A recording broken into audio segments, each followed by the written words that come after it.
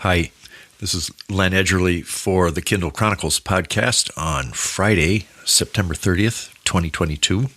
I am recording in Cambridge, Massachusetts. I'm at my standing desk. I'm standing up so that I'll project and give you some good audio, I hope. And appropriately, I have to raise the Yeti microphone up a little, and I found my original Kindle in its white box that's in my bookshelf here. So the microphone is sitting on top of the first generation Kindle. And that's appropriate because for this episode, we're going to be talking about the first generation of the Kindle Scribe, which was introduced a couple of days ago by Amazon. And we're going to be talking with Kevin Keith, who is Vice President for Amazon Devices, all about the Kindle Scribe. I'll start off just a little background. I've been pretty distracted today to get the interview edited and up because the hurricane, Ian, just made a bullseye right at it, seemingly headed for the road that our house is on in Sanibel as we watched it weave its way across. And so it hit the island where our winter home is that we were headed down to spend the winter at November 1st with probably 150 mile an hour winds, probably gusting up to 190. And for quite a while, we just didn't even know if there was going to be anything left of the house, especially when we saw that the causeway connecting the mainland to the island, it turns out it was broken and destroyed in 5 different places. And a storm that could do that to a concrete bridge, I thought, what hope does a wooden house have? But we were very fortunate in that a neighbor of ours came over early on a boat. Now no one's supposed to go to the island because they're keeping it just for the safety people and looking for survivors. But she took a photo of our house. And the poor house, it just looks battered, but it's still standing. You know, our flag was still there and our home is still there. And we don't know when we'll be able to even begin the repair of it, or we're assuming we won't be down there this winter. We'll be spending the winter in New England. And there's been such dignity and patience and real effective leadership that we've seen. Dana Souza, who is the city manager of Sanibel, he's become a friend of ours, and the mayor. It's there are probably 6,000 or 8,000 people living on the island. They all, except for just a couple of hundred, evacuated, and now they don't know when they're going to be able to even go back and get things that they left behind when they had to leave so early.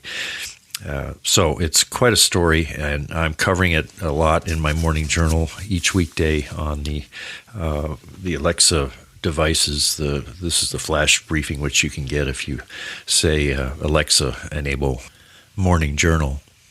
Anyway, a lot of things happened this week all at once. I had this septoplasty procedure, hour and a half in general anesthesia at Mass Eye and Ear. It's supposed to help me breathe better through my nose, and hopefully that'll result in some better sleep. And then as I came out of the general anesthesia, Dave Limp, the Amazon Senior Vice President, was in the middle of his presentation on all these new devices, so I was able to watch it on my iPhone in the recovery room for a while. And then I really appreciated the folks at Amazon setting up a chance for me to talk with Kevin Keith yesterday to catch up with the news, especially on the Kindle Scribe. Kevin joined Amazon in September 2012. He had worked at Microsoft for more than a decade before that. His first job at Amazon was head of Amazon device marketing and sales. He later was promoted to general manager for Fire tablets. He also led product marketing for Amazon Echo and Alexa. His current title is vice president for Amazon devices. Kevin's been on the show twice, both in 2018, talking about new products, and he joined me yesterday for a deep dive into the Kindle Scribe. Now, the Kindle Online got its start 15 years ago. This one that I've got my microphone sitting on came out in 2007. This first generation of the Kindle Scribe is available for pre-order for $340 with delivery later this year. The one that I immediately pre-ordered as soon as I woke up is going to arrive November 30th, and the leather cover that I ordered is going to ship sometime in November. Longtime listener and friend of the podcast, Al Dimmitt, this morning emailed me that his Scribe isn't due until December 6th, so it appears that it is selling briskly. Let's turn now to the interview. I reached Kevin at Amazon headquarters in Seattle yesterday, September 29th. Here's our conversation. Hey, Len. Hey, Kevin. How are you? Good to see you. Likewise. Congratulations on the almost 700th episode here. Isn't that amazing? Yeah, well, it is amazing. And congratulations to you on 10 years, I understand. Yes, thank you. I appreciate it. It's been a fun 10 years. I wasn't here from the beginning of the Kindle, but at least I got the last 10 years to be able to have some fun with it. A lot's happened, especially yesterday. I'm really excited to hear about this Kindle Scribe. Now, Ryan said you've got some kind of a demo. Now, we'll have to remember that people won't be able to see it. So if we show something, we'll talk about what we're seeing. And so how does this thing work? Sure. I can walk you through kind of a demo here and show it to you and try to describe it for...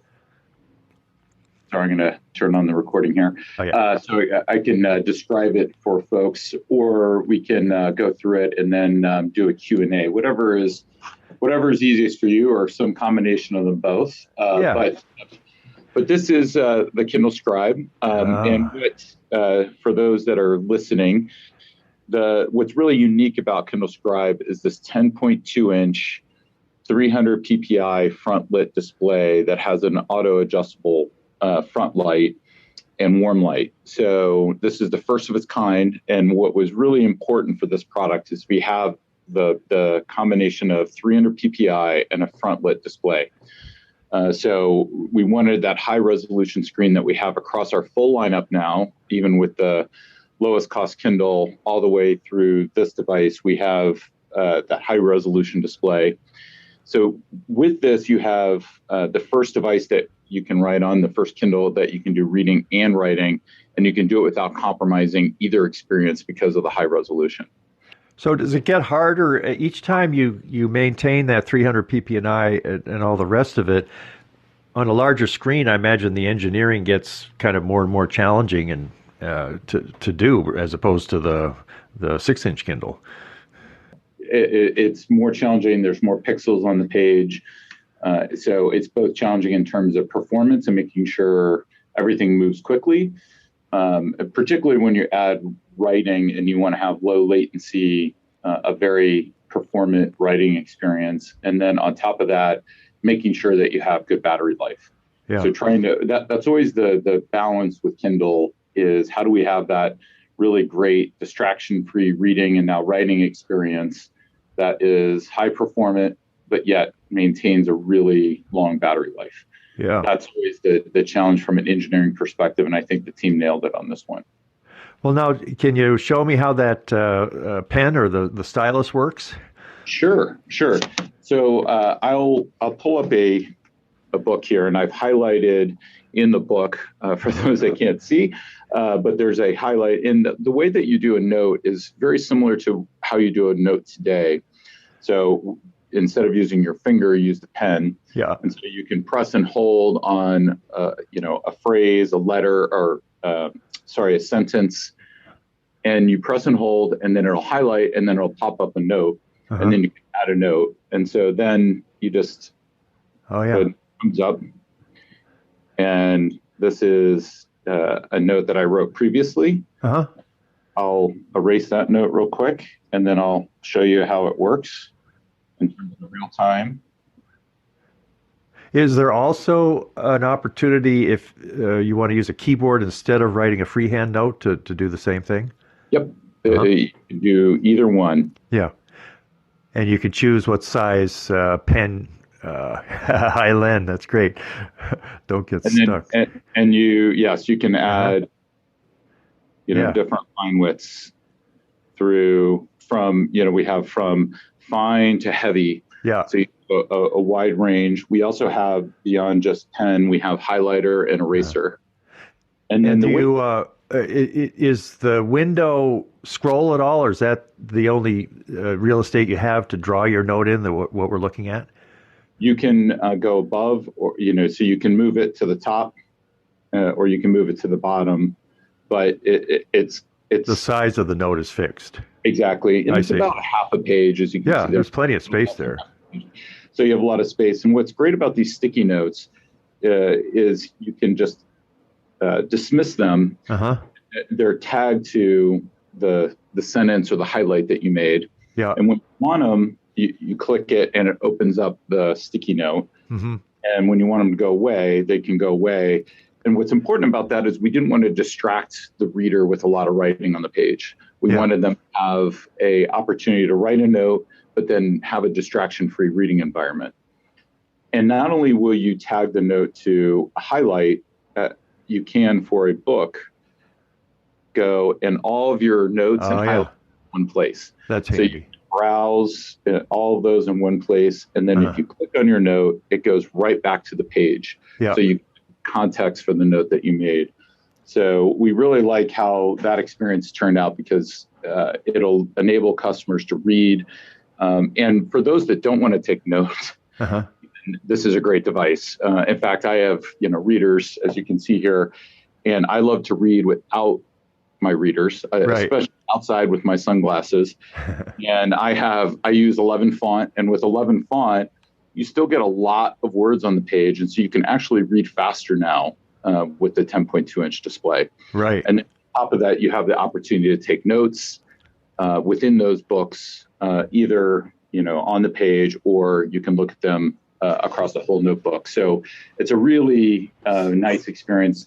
I just read Think Again by Adam Grant, and it's full of charts and tables and images. And what's great about that is they all are much easier to see now. We really optimize the charts and tables to be easier to see.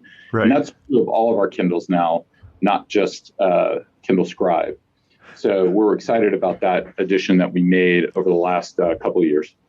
Now, when I read a book, and it's kind of a bad habit I got into in school, I underline and I draw circles on the book. So I'm sort of not giving myself that distracted free page that you were aiming at, and I imagine most people like, because the whole Kindle experience is sort of distraction free. But and am I right that if I was reading a PDF, I would be able to circle and draw lines and write little notes right on the page? But if I'm in a Kindle book, the only choices are to highlight or to do one of these notes. Correct. So with in books, it's just the sticky note experience that I just showed you to make that distraction free. With PDFs, you actually have two options. You can import PDFs directly from the app or from your web browser, or you can send an email to the Send a Kindle, and it'll show up on your device.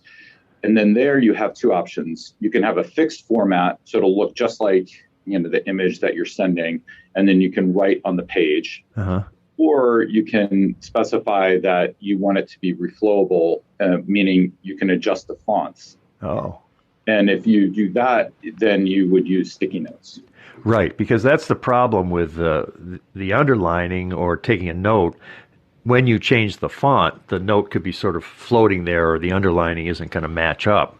And I always thought that was going to be a real challenge for coming up with a product like this. But you made it seems like a reasonable solution to say that the sticky note is the way to do it. Yes, that was heavily debated, but we landed on sticky notes because as we've been using the device, we've got a lot of customer feedback that they really like that experience, that the note's there when you want it and it goes away when you don't want it.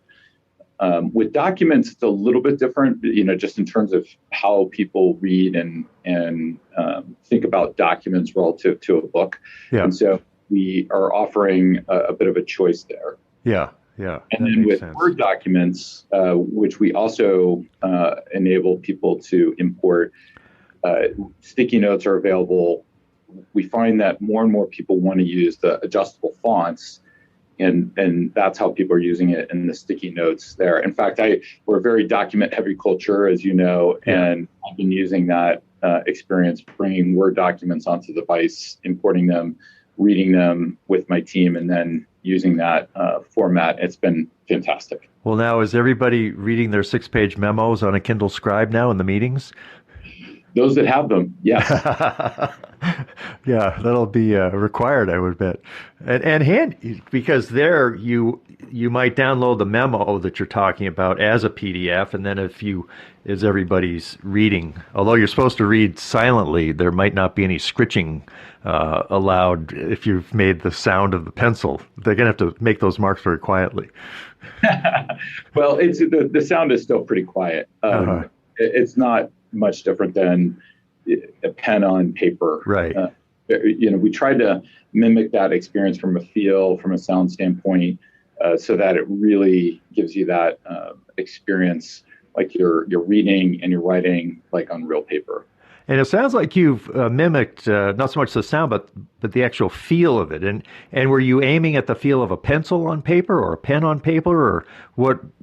And how do you describe what it feels like when that nib moves across a sticky note to write something?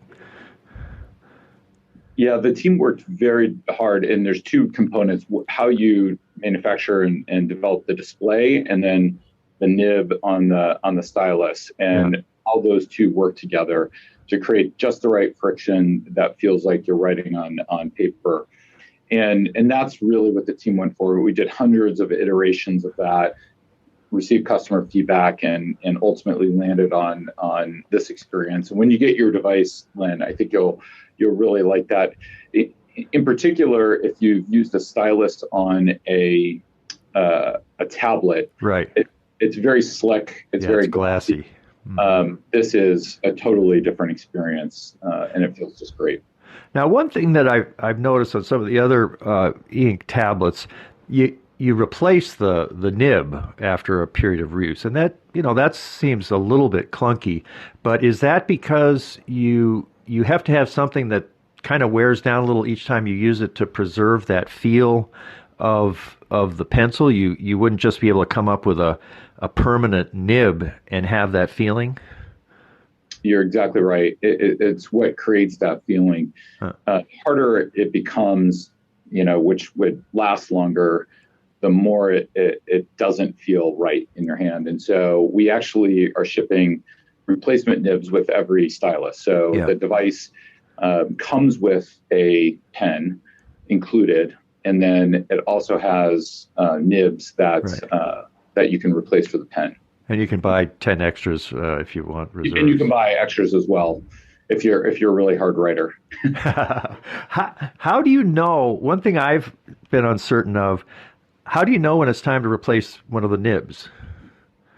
Well, they just start to wear down, and it becomes pretty obvious. It gets fat and sort of less pleasing to write. Yeah, it's less pointy, and so you kind of just have a natural feeling of when to replace. It's very easy to pull them out, put them back in. Right. And I saw something. There's an actual tool that helps you to put them in and out. It reminds me of the paperclip on the original Kindle. You had to put a paperclip in to restart it. But what's this tool like? The tool is there just if it makes it easier for customers. I just use my fingers, and it comes out quite easy. Yeah. Does a Scribe have a browser, experimental or otherwise? It does have a browser, mostly for captive portal for people to join Wi-Fi at a Starbucks or other places. It's the same browser that we currently have, just optimized for the larger screen. Yeah. Now, one thing I've started using Evernote again, sort of the second birth of Evernote, because of doing this Second Brain course. It's really fun to create a digital brain. If I do something on the Scribe, what's the least friction way for me to get what I've just done into Evernote using the Scribe? You'll be able to export your notes to your PC, to your phone, and then you could move just them do it that way if you wanted. And then we'll early next year, we'll also have all your notes available in the Kindle app. So they'll show up automatically in the Kindle app. And so that will be another easy way for you to be able to do something like that. Yeah, I saw that. I wasn't sure I understood. So in other words, like the Kindle app on my iPhone, an update coming next year will be capturing the things I'm doing on my Scribe? Correct. I see. Oh, that'll be great. Can the Scribe convert my terrible handwriting into type? Not at launch, but that's definitely something that we're looking at over time. Just like with all our Kindle devices and all of our devices generally, we continually do free over-the-air updates and bring new features. So you probably saw that last year. We did a whole new UI for our Kindle devices. New home, new library, and as a way to keep everything modern, keep things easier, and in fact faster, so more performance. So we're always looking for ways to improve. So you can expect that with Kindle Scribe, there will be more and more features added over time for free. I was looking back through time, and the Kindle first generation came out November 19th, 2007, $399. It weighed 10.2 ounces. And then your latest Kindle is the Kindle 11th generation, came out October 12th, $99.99, and it weighs almost half, 5.56.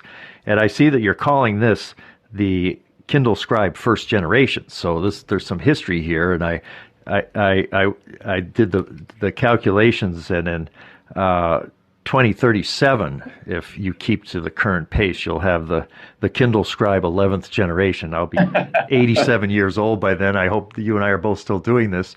But it's just fascinating to me when I think of that first Kindle, and it was just like a strange thing. It sold out in a few hours. And then this latest Kindle and all that you've done in that period of time. And I think some of the people who listen to the show, 5 or more years ago, they'd sometimes say, do you think Amazon's really going to keep supporting this Kindle and coming out with new ones? And I always said, yeah, I think that this is not just a product among the everything store. There's something about reading and books and Kindle and Jeff's commitment to it and the whole culture that this is a missionary product. And yeah, I don't think they're ever going to just say, we own X% of the market of this and we're going to kind of coast. But then when I thought, all right, the next 15 years, starting with the Kindle Scribe first generation, how sure are you that the Amazon culture is going to be able to maintain that level of missionary zeal so that this product goes through all of those iterations through time? And that, when we're looking back on this first Kindle Scribe, we'll say, can you believe, whatever, it's just the changes that happen in that period of time for people that are working at it as hard as you guys do. Can this really be continued? Yeah. Great question. And I think, in fact, we actually might have talked about this, 4 or 5 years ago when we probably. What's great is I think I answered the question the same way I'll answer it now, which is that we are committed to Kindle. It is a missionary product for readers.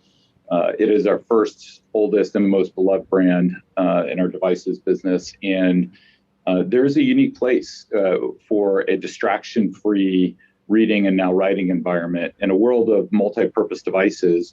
To have something that doesn't have access to email, that doesn't have access to social media, that doesn't have games, I think is special and why we continue to innovate here. And customers love it, and the business continues to grow. And since we met, we refreshed our whole lineup. So hopefully that shows you that we're continuing to do that. And I think with Kindle Scribe, it's a new chapter. In Kindle, it provides the same basic ideas of a distraction-free environment, but takes it to a new place. With writing. And so I think there's a lot of opportunity for us to grow in this space. One thing, I think I saw a comment at Amazon.com, and I was just thinking about it myself. When you sat down at the start of this design process, did you consider a smaller scribe, something more like the 7-inch screen that you could put in your sports coat pocket and take notes? You probably had information from customers, and somebody around there must have been a little nervous remembering the DX, and that was the last time you had a big thing, and that's not around anymore. But why one this size versus something smaller that might also have been useful for writing as well? Yeah, this was a heavily debated topic as we kind of went through this process. And ultimately, there was a couple factors that led us there. Customers being number one. We talked a lot about what they would love to do with a device like this. And being able to have bigger notebooks and document support, which has a bit of a bigger size, as well as nonfiction books. All of those factored into how customers were going to use this device and had us thinking about what the right size was. And then you take into consideration things like weight and, what are the optimal weights? What are the optimal size to be able to take notes? What is the optimal size to keep prices low? Yeah. And so a combination of each of those factors that led us to this screen size. Yeah. Now, I imagine you've been using a scribe yourself just for your personal use for a while. Have there been any favorite use cases that you've doing a lot that surprised you, that when you first picked up the device, you didn't realize, well, gee, I love doing my home budget on this, or some other thing that just kind of naturally fit your use of the product? I would say there's a couple surprises. One is how great I've really liked the reading experience just on a bigger display. Yeah. That alone has been a big. I thought I would like that, but it was surprising even to me that bigger size was great as we talked, just having that bigger font size. And of course, I knew I would like writing in the book. I'm a planner, and so I like to each morning kind of sit down and think about what I'm going to go through in the day, the to-do list, the priorities. And this has been great. The device, the Scribe has been great at having, all of those in one place. And then I use it often as a scratch pad. I used to carry around a yellow pad and just take notes as I'm in a meeting and have thoughts to talk with the team, and then I'll throw that piece of paper away. Well, I have the equivalent now where I can use this like a scratch pad in a meeting, and I'll take notes. Sometimes I want to keep those notes, and I can.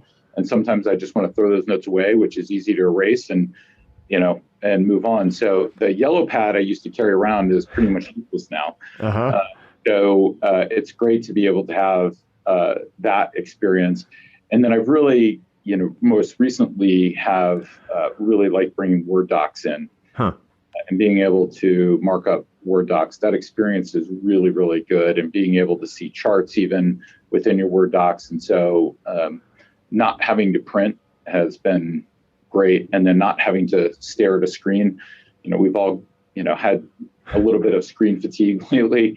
And so being able to take a document, walk outside in that 20-minute reading period, I can actually read outside and then come back and have a good discussion with my team has been a delight as well. Yeah.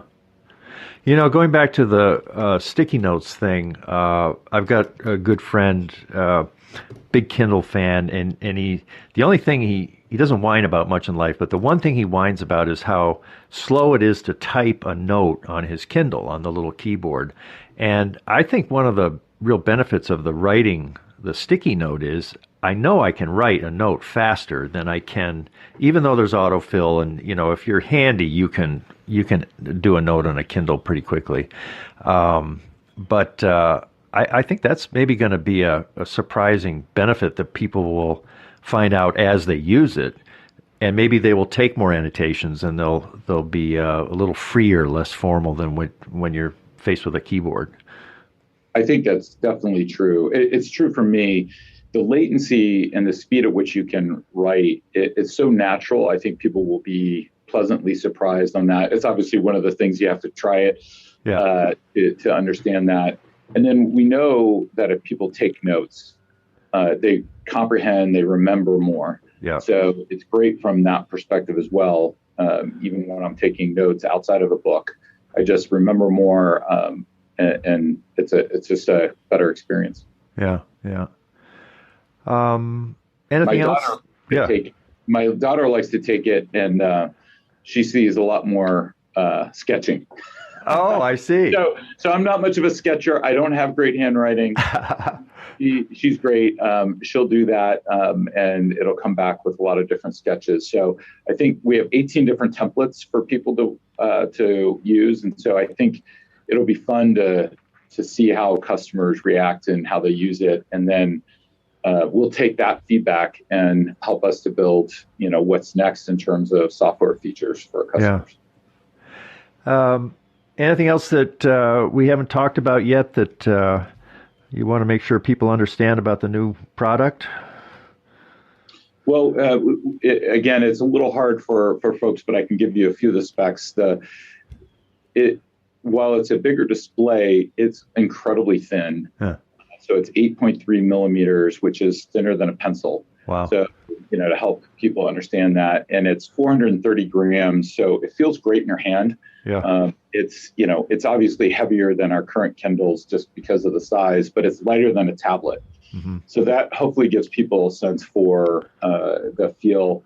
We have an asymmetrical design, so it's similar to our Oasis, where there's kind of a heavier bezel on one side. And what that enables is for our readers to be right-handed, and you can write, or you can flip it over if you're left-handed. And it flips automatically. There's an accelerometer there. Yeah. So the benefit of that design is it works really well for both right-handed and left-handed customers. And so the hardware team did a fantastic job of really thinking through how do we make this a great experience for everyone. How do we make sure that even though it's bigger, it still has that right balance in your hand? Yeah. Are there any, buttons always comes up as a topic, buttons, I want buttons. Were there any people holding out to put buttons on the Scribe? It's always a trade-off because then, you might get thicker, it might get heavier. And so we optimize to have a great touch experience so you can easily turn pages. Yeah. But there aren't any physical buttons. The one other thing I would just call out is the device comes with a pen. Yeah, I wanted to ask about that. And there's two pens. What's the difference between them? Yeah, well, it magnetically attaches the side, so I'll say that first. Yeah. Great about that is you can read, and then you can pull the pen when you want. Yeah. So it's just kind of floating there on the desk. And then there's, as you called out, there's two different pens. There's a basic pen and a premium pen. And the difference with the premium pen is it comes with a dedicated eraser, so it's easy to flip over and just erase without, having to hit an erase button. And then it also comes with a programmable button that the customer can decide what they want to do with. So it's right near where you would hold the pen, and so it's easy to access. And if I'm writing, but then I want to use the highlighter, I press that button, and the highlighter can work if I programmed it that way. And it toggles between two settings? Two settings, right. Or it could go to the eraser. It could launch sticky notes. Oh. So a fast way to do a sticky note. A lot of different uses for that button that people can program within the settings menu. Yeah. All that comes, the basic pen comes with the base version of the device, and then we have versions of the device that have the premium pen as well. You get some nice covers, too. I think I got a burgundy one for my own personal use, leather, and two different angles of a stand on it, right? One sort of flat, one for reading, I suppose? Correct. Exactly. We have fabric covers, we have leather, and then a premium leather, and they're a folio, so they fold over the top. And then they have two different stands or ways to turn it into a stand, a lower profile for writing and a higher profile for reading. So and they magnetically attach. We try to make those equally thin and light we really thought of this as a overall system of the device plus the style, the pen plus the cover, and making sure the weight was great there. It looks great. I can't wait to get my hands on it. It's a great name. It's a great product. I have been speaking with Kevin Keith, Vice President of Amazon Devices. Thanks very much, Kevin. Congratulations. Well, thanks, Len. Appreciate it. That was great talking with Kevin again. Some of you may remember that I've talked in the past about how I hoped Amazon would make a product like this. And I even gave it a name. I said, I think they could call it the Kindle Scribe. And I passed those ideas along to some of the folks I know at Amazon, I think early in 2021, without really expecting that much would come of it. So when I heard the news that the product is coming out and it was named the Kindle Scribe, I have no illusions that was a big part of any kind of the decisions that went into a product that was developed by a huge team at Lab 126. But it sure made me smile to have this come out pretty much as I imagined it. I'm not willing to restrain my enthusiasm for this really bold new product in a line that has been so satisfying to me and I think to most of you listening to the show for 15 years. And then here they go. You're just doing a brand new thing with it. And they'll keep improving it.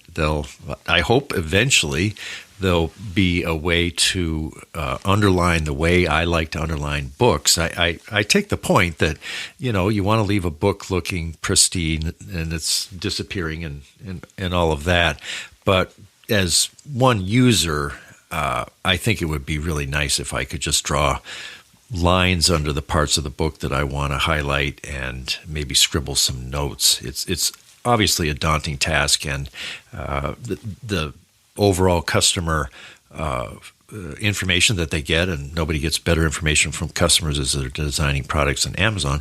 It may be just something that most people would not get excited about. But somewhere down there, Generation 8 or something like that, I'd love to have a software update arrive that would enable me to mark up my Kindle books the way I've been marking up books ever since high school. When I get my review copy, I'm really looking forward to comparing it with the Remarkable 2 tablet that I've been using, and also use the original Remarkable. I also have a Kobo version of this that I haven't had a chance to do much road testing. I didn't like the feel of it, so I think I'm going to have a pretty brief description that the Kobo product just didn't get that sweet spot of a device that feels like you're writing on paper. The Remarkable tablet does have a nice feel, and I suspect it's going to be similar to the Scribe. And when I get them, I'll certainly aim at putting up a comparison on YouTube as soon as I'm able. There are a lot of other interesting products announced this week, and the one that I am most intrigued by is the Halo Rise. It's described as a no-contact sleep tracker. I used the Halo band for a while. I think that was something that Garrett Riley got an invitation to, and he kindly passed it along to me, along with Astro the robot. I don't know why Garrett gets all these invitations before I do, but I'm certainly glad he's generous in making them available to me, and I can reimburse him.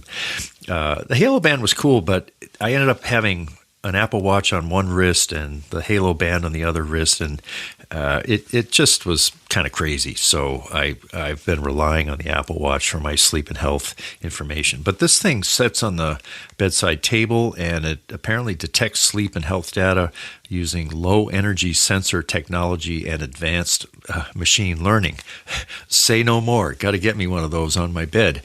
And I've submitted my request, and I hope you will too. That way, if one of us gets an invite and you want to share it with me, I'd certainly appreciate it. The cost seems reasonable. They're going to be $140, and we'll see what it does. Just pressing the envelope out further, and I think information about health, and especially for me, sleep, is still just like my biggest favorite problem is to try to figure out how to get a good solid 7 hours of sleep.